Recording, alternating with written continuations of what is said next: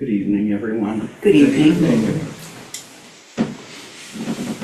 So Eido, Roshi, and I thought we would talk together and share Dharma exchange or stories or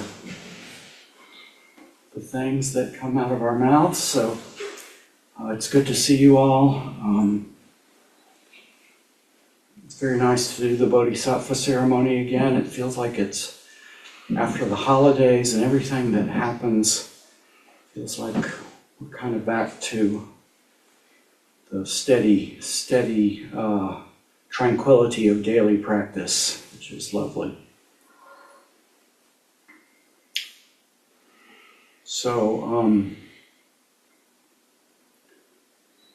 I heard about Zen in my 20s the way a lot of people did at the time it's the 80s for myself, reading books, Alan Watts and Zen Mind, Beginner's Mind, and everything, that was popular in that time. And so I was aware that there was this thing called Zen, Soto Zen, and that people were actually doing it.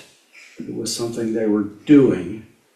And the books hinted at something, and I was intrigued. I was quite young, and I felt drawn to embark on a personal life experiment because of the feelings I had encountering this idea of doing Soto Zen practice. So I really thought of it a little bit then and think of it even more now as an experiment in life experience by diving in. So I didn't want to do this experiment in experiencing Soto Zen in a partial way. I felt like what I intuited was being offered in the Dharma of Soto Zen was something that I had to directly experience at the truest level, the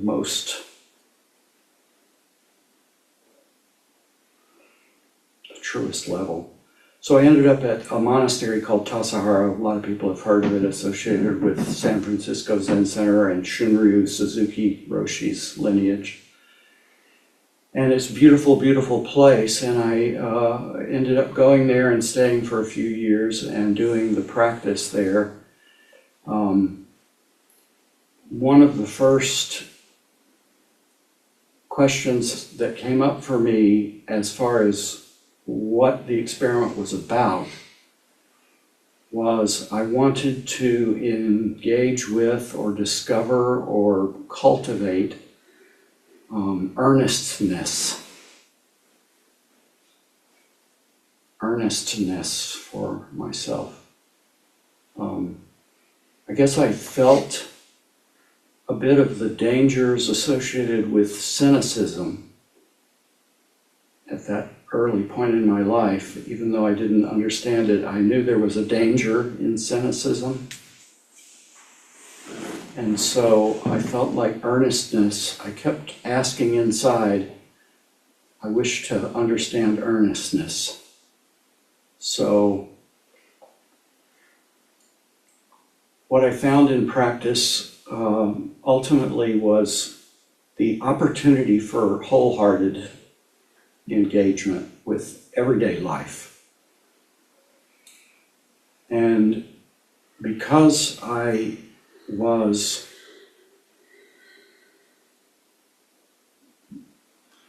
attracted to Soto Zen, and I felt that the teachers of Soto Zen, those who wore okesa and those who had done the practice deeply, had something very genuine to offer that I was beyond my understanding.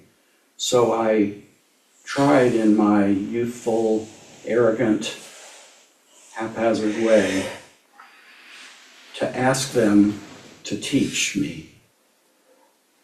And I asked, how's my posture? I want to sit properly. I felt like the tradition, if it's genuine, has everything I need to fulfill this experiment in transformation. So I was extremely fortunate that the assignment they gave me from the very beginning, my first Ango there, practice period like we're doing now, my first Ango I was assigned to the Doan Ryo, the team of people who fulfilled the ceremonial functions, striking the bells, leading the chants, tending for the altars, trimming the candles, caring for the incense pots. Everything associated with the Zendo ceremonially I got to learn and do. And I was very hungry for that. So I kept asking for as much training as I could get, along with all my arrogant missteps and everything. But by reaching out in this way, the teachers responded in a positive way. And there was one occurrence where one of the abbots there, we were in a small group talking about ceremony, and I said, doesn't it go like this? The bell rings here and this out. And the abbot laughed because I was a newcomer kid in practice and I was correcting how the ceremony should go. And actually one of the other people in the little group was on my side, but the abbot was there and set the record straight. So anyway, we're making mistakes all along the way. In everything we do, every motion has a little bit of error in it, and we keep moving forward with a whole heart. When I met Eido Roshi years later, a group of students were just beginning to form around her. We didn't have a temple. It was just Eido Roshi back from training in Japan and beginning to unfold the Dharma here in Little Olympia. And the opportunities to go deeper were ever present. We needed to raise money to found a temple, to have a community that could grow at that time. We needed to raise money. So with her guidance and some effort on my part, I learned all sorts of things: graphic design, photography, web design, everything that I later went on and used both professionally and just throughout the later years. One of her first assignments to me was to volunteer as a hospice respite caregiver. I'm sure it was obvious to her that me taking a step outside of so much self-focus was an important thing, and indeed, that's central to what we do, I think, also. Turning the light away from here and also turning the light inward to here at the same time. So these opportunities have continued, and there's no bottom to continuing to discover further depths of engagement wholeheartedly with practice. And I'm going to let my flow of speaking come to a close for a moment and see what Eido Roshi might have to say, if anything. Well, most interesting. Your beginnings make me think about my beginnings that I have not thought about for many, many years. Thinking about that first encounter. My first encounter was I was actually, I had pneumonia, and I was very, very sick. And it was a viral pneumonia, and the antibiotics weren't working. And somebody I worked with brought me a book on Zen. And it was quite strenuous to read at the time because I was really very ill. And But I read it, and in the reading of it, I felt certainly that I was being healed in a particular way that I hadn't expected. And I also went to Tassajara with the leader of a course that I took on Zen through Berkeley Extension. And so we went to that, and a Zen master came to the class also, and I was very taken with him, and I felt that I had met somebody very important in my life. And so I went to one of these Wednesday nights, just like we are here. And then they talked about the morning practice, and that you have all these opportunities to sit in the morning at 6 o'clock. So I remember getting up at 5:30, and I stood, I don't know how long I stood in the doorway between my bed and the bathroom and my clothing and so forth, singing, why? Why? And that was the pivotal moment in which I chose not to go back to bed. I chose to get up and draw out to the Zendo and sit, and then I sat every morning after that. But it was so pivotal a moment to make such a choice, because how easy it was to go back to bed and just go to sleep and stay warm. But I also knew the depth of my own suffering, and I knew that it needed to be addressed, and that I had already, received some healing, and I had met somebody, a teacher, who was, going to change my life. And so I went forward with that, and here we are, we still are sitting. And you can't explain it. It's impossible to explain and to even understand how all of that came into my life. And it required of me, of course, to respond. But it was not easy. I was suffering deeply, and I cried every morning on the cushion for 2 years. I cried waking up. I could not stop crying. And at the same time, I knew that this practice could hold me in whatever condition I was in. It could allow me, as I allowed myself also. We come to the cushion, we allow. Seems like a small word, but it's a huge word, that we allow. We allow the Dharma to totally overcome us, to totally hold us in the arms of its healing. So that's how I came to practice, and I remember there were 2 essential teachings that my teacher gave me that I thought were pretty fantastic. And nothing like you imagine. I mean, the truth is that everybody's your teacher. And I have learned from every single student. And sometimes you don't know which is which. You don't know whether the student is the teacher or the teacher is the student. You don't know. And they somehow act together. We go face to face in our seeing one another. And you don't know who is the teacher and who is the student. And maybe both are the teacher and both are the student at the same time. But one little thing happened to get used to my teacher's style. So we have a thing called the Kyosaku, which is the discipline stick. That's not used so much anymore in the United States because it's developed a very bad reputation. But it is an important Dharma teaching that goes with it. And people think that you're being, injured or hit in some way. And that's not true. It doesn't hurt to be hit on the shoulders with the Kyosaku.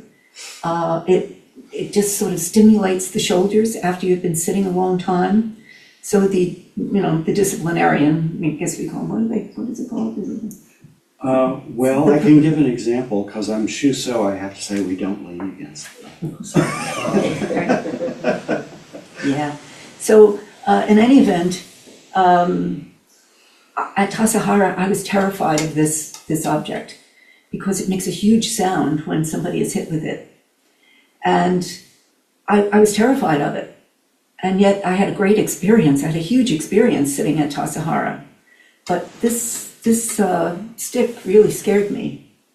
And I didn't know what it felt like because I didn't receive it when I was there.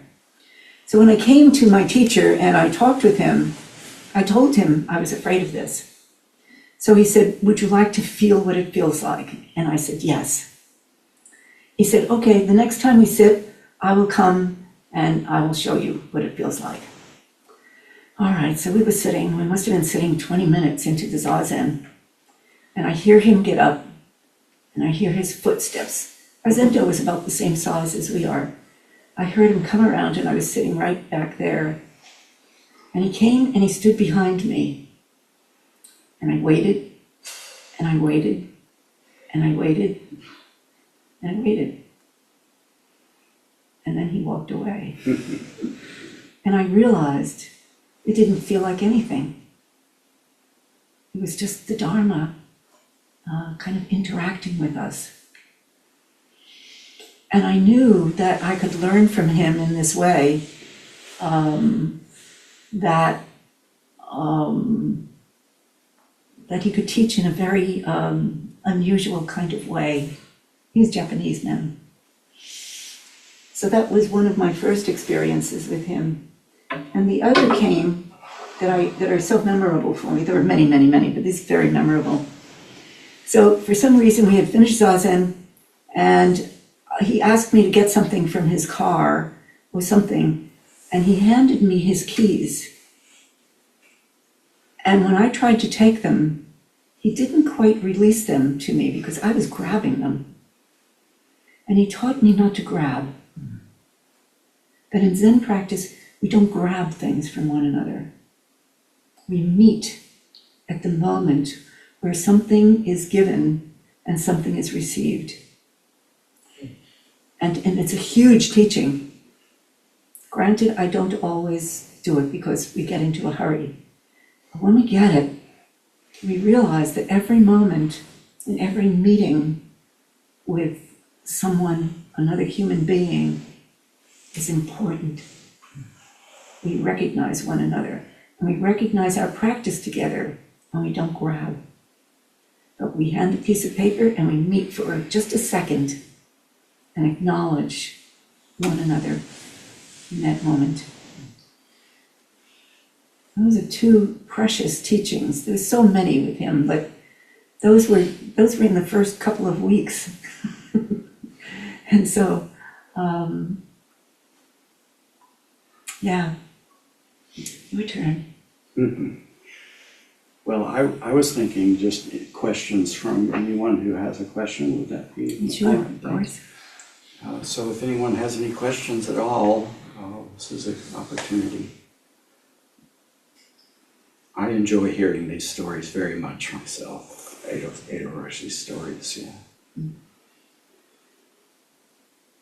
The other one, he no longer is my teacher. He moved away, and I was not able to follow him. I had children, and I could not follow him. And so my teacher is now Japanese in Japan, because after years I went to teach in Japan, and then I obviously, continued my practice and training, et cetera, et cetera. But in any event, my teacher doesn't speak English, and I have a teeny bit of Japanese. So our communication is intuitive, all the time intuitive, and all of the time my watching him to show me what is the correct way to do something. And I had a habit with my chopsticks of getting them into my hand by sort of stabbing them into the bowl and fixing my hands on them. It's very uncouth. It's extremely uncouth. So all he did, he just said, just watch. And he just showed me how to use my chopsticks. And that was really great because he hadn't taught me that before I went into training. And another priest told me to stop doing it the way I was doing it. It's a kind of a rude thing to do. I didn't know that. But then after he corrected me, he had to leave the room. And the other monks who were young, they said, "Oh, don't worry about it, don't worry about it." So I didn't worry about it. And then when I went back to my home temple with Neo Roshi, he said, don't be uncouth. Just be dignified in how you eat. So anyway, I always remember that little teaching from him, and it's another big one. The same sort of thing, and looks small, but it's big in Zen practice. So anyway, questions? Hi. Fletcher, you spoke about trying to find earnestness.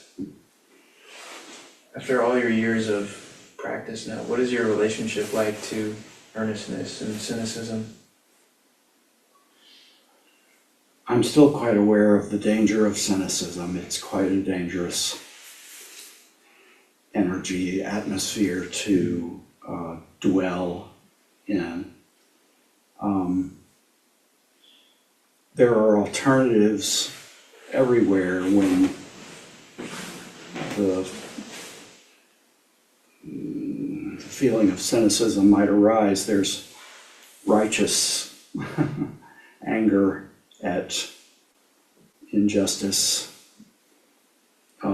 But I guess the cynicism that I was most susceptible to was a kind of resistance and laziness-based cynicism.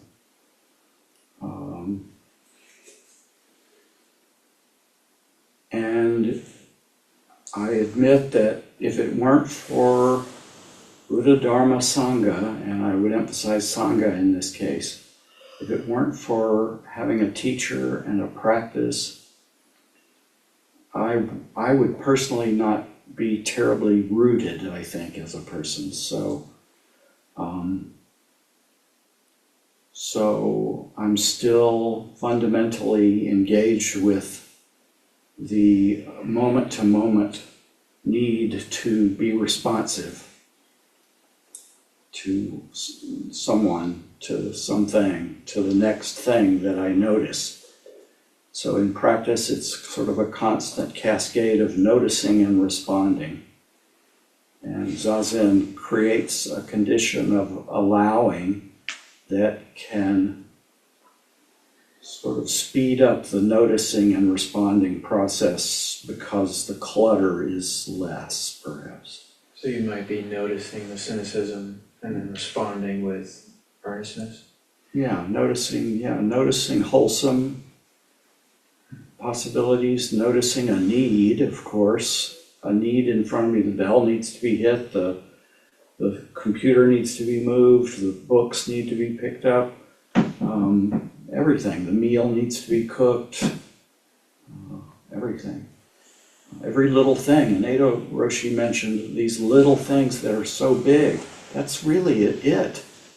Is every little thing is sacred in the sense that you notice it and engage with it wholeheartedly and without clutter, and you respond. So that's a refuge and shield from cynicism, perhaps. But thank you for the question very much. When you use the word root, that's a good word. And certainly in the beginning of practice, we ask about those roots. Am I prepared to root myself in practice? And I don't know that it's a conscious thing even. What do you think? What do you think about that? Certainly not entirely.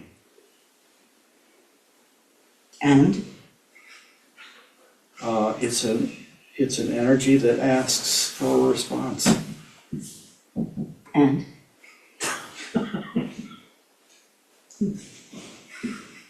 Let's talk about the nature of rootedness.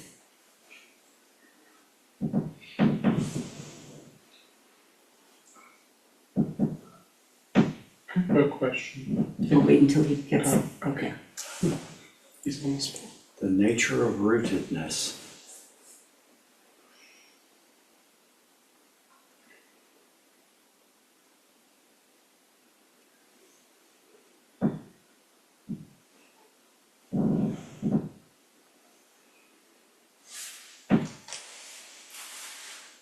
quiet breathing.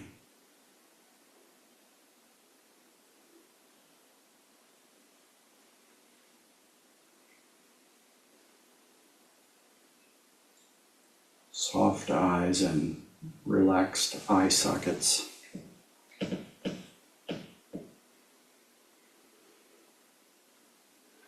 And what within you that felt the need to root?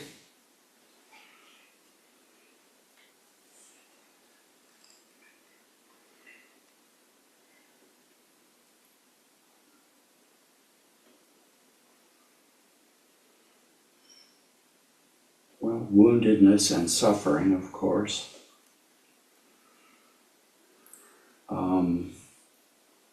Noticing the wounding that comes from this one to others.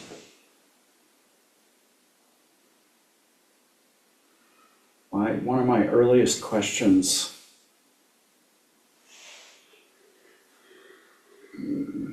because early on in practice, I started thinking about what if I were a priest, for example? What if I did the ceremonies? What if I was somebody who, rang the bells and led the chants and offered the incense and, somebody that other people looked at and said, that's a Zen person.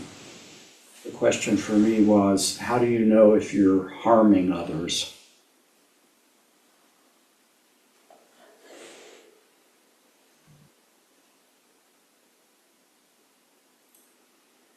So, rootedness in that way is turning to the ancestors and teachers, faithfulness,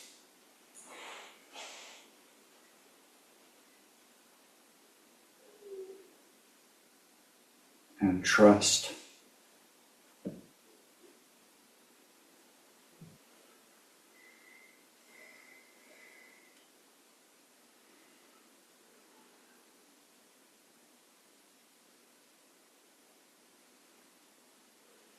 Okay. I don't know. Also, I don't know.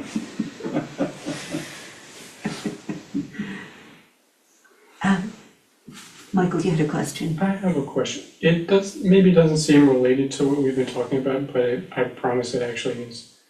And it's a question for both of you. What do you think is the importance, and could you expand on the prajna paramita and nothingness in Soto Zen? Prajna, paramita, prajna is wisdom.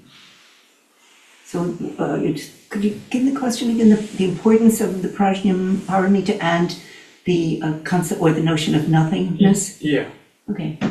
Do you want to take that, or both of us? So there is not nothingness. There's emptiness. And the emptiness of the prajna paramita is not that it's not that there's nothing. It's that everything is emptiness. And emptiness is also empty, but it is not nothing. It's not nothingness. It's the groundwork of all being. Emptiness is the groundwork of all being. And it's without, it's the total nature of the Dharma. So our own nature is the Dharma itself, is emptiness itself. All form is emptiness, and form is emptiness, emptiness is form. So we don't get to express emptiness without taking on form, without being form. And that beingness itself is empty of, it's empty. Now I know there are great teachers who can explain it better than I do, but it's certainly a conundrum when we come to it in the beginning. But holding on to form is emptiness, emptiness is form, to me is where you could root yourself in terms of trying to understand it.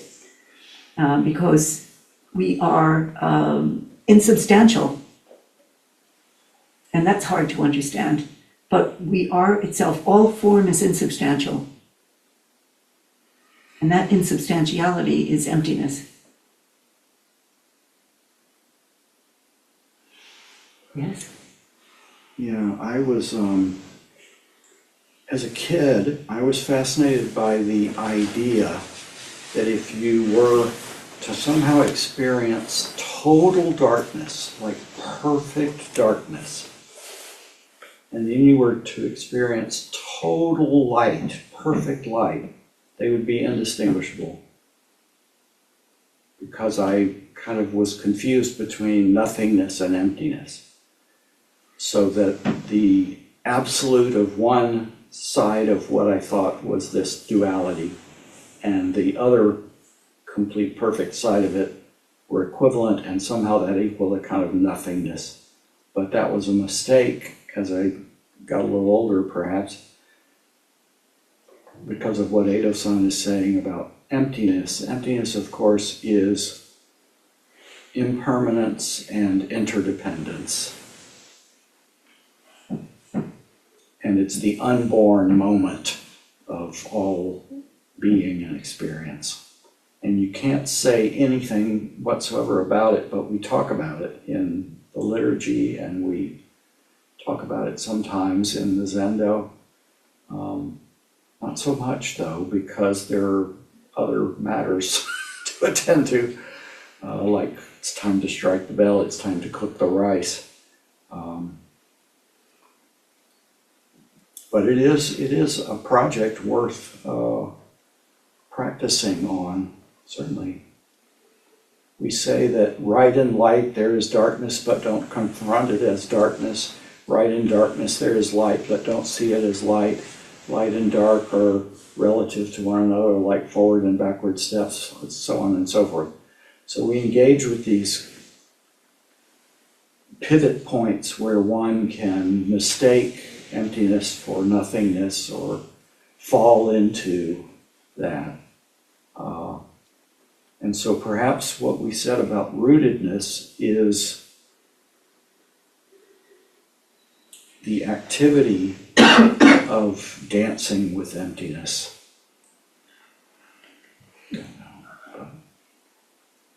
But thank you for the question. Thank you for the question. May I share my sort of, may I engage with that? Or Sure. Of course. the reason I'm asking this is we're talking about the rootedness. For me personally, the idea of nothing, emptiness, and related articulations is one of the by far the core ideas of Buddhism, because our clinging to different things, our desire for different things, our wanting to do things, our reactiveness to our experiences comes from our immediate perception that something is there. If I perceive there to be food in front of me, I may become hungry. But if I don't see anything, I won't be. If I perceive that there's pain in my body, I may fidget and whatever to try to get rid of it. But if I'm not perceiving there to be anything there, I wouldn't react at all. I think that's the one part of why the idea of nothing is valuable, because then you can sort of transcend these things in the world that sort of force you to react, because you have this feeling that there's something there. On the other hand, we don't really have any ideological foundation when we're born into this world either. We don't know what we're doing. We don't really know why we're here. We end up following something called Zen that we don't understand, because we're not born with an ideological foundation. There's this emptiness of our own narrative, emptiness of our own beliefs that we're born into this world with. And you'll continuously be pulled in these different directions of, what do I think about this? What do I think about that? What do I do here? What do I do there? I'm going to ask a million people to try and help me figure it out. If you accept that nothing is rooted, nothing is necessarily there, even if it is, even if everything's there, you still don't know. Then your root just becomes everything in a sense. It's almost like anything can become your root because you've accepted everything and nothing, all as this just one big thing. So Am I making sense? well, you've arrived at the dance. Now drop all of that and continue the dance. Clouds come, clouds go.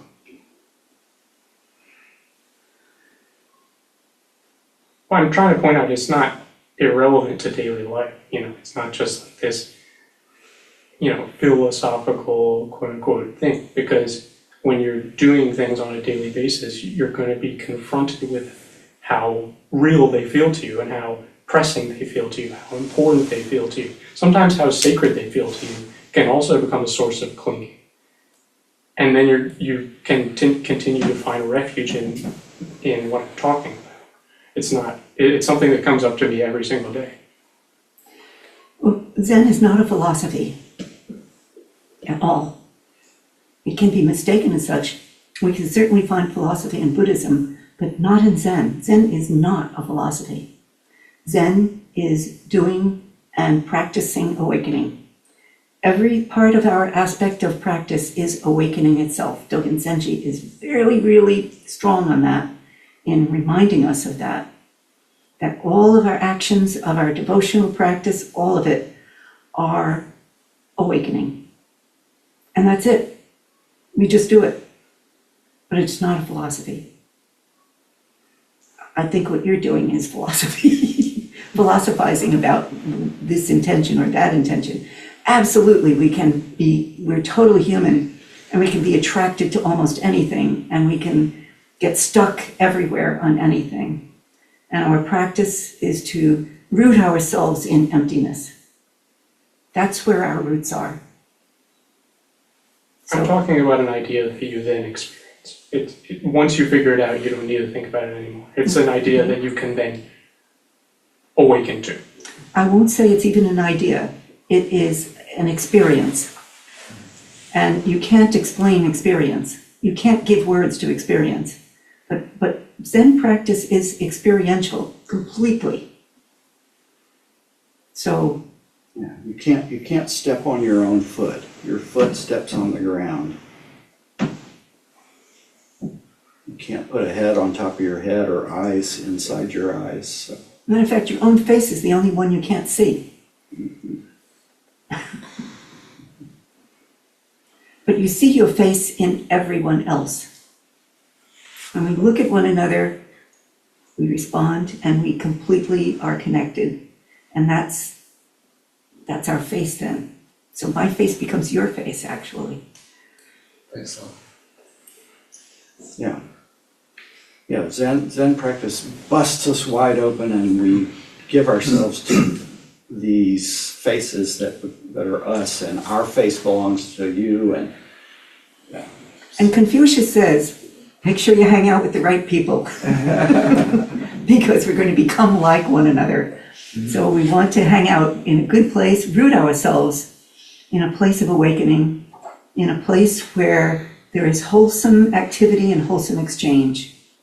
So that is the question of practice. Do we root ourselves in a community and to try to come to terms with all the notions that we have about life, that, we're searching. We're all searching. We're constantly searching. So all these are big questions, Michael. It isn't, I'm sure that I went through the same thing as you're asking. I'm quite sure I did. But Zen is not a philosophy. We can't find philosophy in it if we enter it wholeheartedly, or earnestness? Yeah, with earnestness.